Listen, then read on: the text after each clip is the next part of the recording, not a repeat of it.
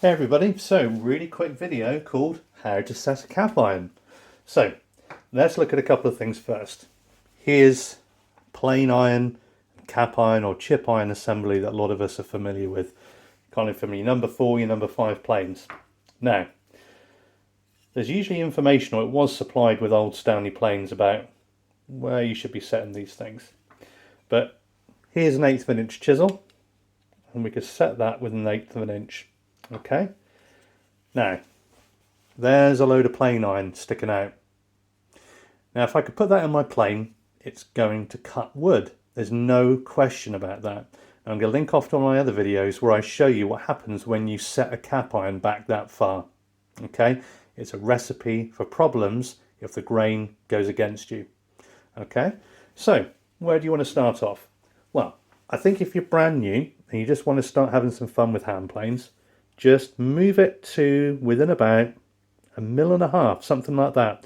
It's probably not going to affect much of what you're doing, but it's good to get that visual thing in play.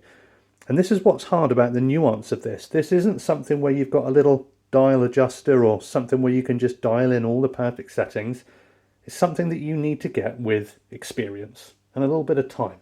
Okay, now with that, I'll deal with all your easy working pines and everything of that nature just fine. You can have no problem at all. All right. Now, when you come up against something with some curly grain in it, something that's a bit nasty, something that want to play silly devils with you, okay, you're going to have to think a little bit differently.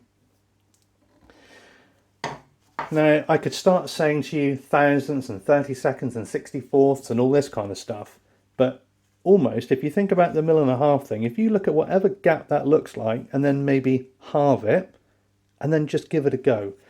Because once you get to something slightly more than making little bits of crafty woodwork like this, and these are nice little boxes, but this is like little crafty bits of woodwork, okay? It's not high-end furniture making, okay? Not that I'm a high-end furniture maker, I'm just a joiner. I've made some furniture for people, but you know, you can find a lot of people who do stuff a lot better than I can. Okay, and you just experiment. Okay, and the deal is that if you set it back like 1/8 of an inch or you know those kind of distances, the cap iron isn't going to do anything. Okay, it's not going to do anything for you. It's not going to do its job.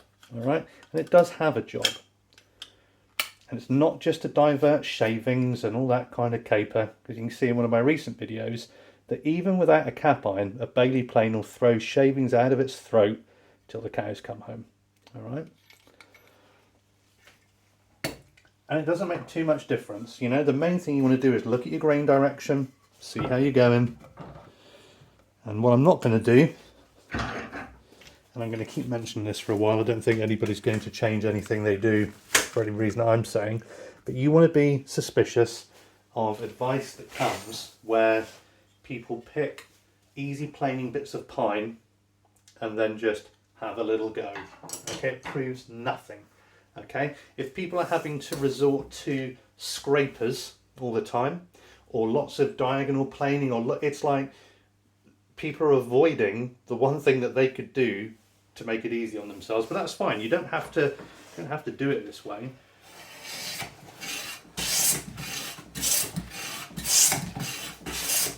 Okay, and your plane works. All right, set it however you want. Pick up some difference of wood, give it a try, and I would say don't overthink it. Go ahead making things, enjoying what you're doing, and then once you come against some of that curly grain, that cross graining, you get a little bit of tear set in, just experiment. Just take an hour of messing around, you could probably master it, you know. So that for me is how simple it is to set a cap iron. Do you need to get some of the thick aftermarket ones? No, you don't.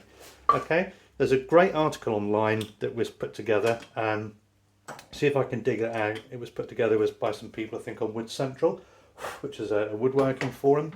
And it talks about, you know, various angles that you put on the front of a cap iron. But these Stanley ones are perfect. The rounded shape is exactly what you need. These old guys who made these old ones knew exactly what they were doing. It's all pretty much a perfect shape. You don't need to worry. It does need a little bit of preparing, but nothing much. But yeah, if you want to set it, 1/8 of an inch, ridiculous, 1.5 mil, a good starting point. Then just make things, and when you get that funny grain, close it up a little bit more. Keep the throat of the plane open. Don't close the mouth down. There's no need to do that. The movable frog on this is about as much use as a chocolate teapot. You don't need to use it. Keep the mouth open and just experiment. Okay, that's great. Thanks guys, thanks for watching, and we'll catch up soon.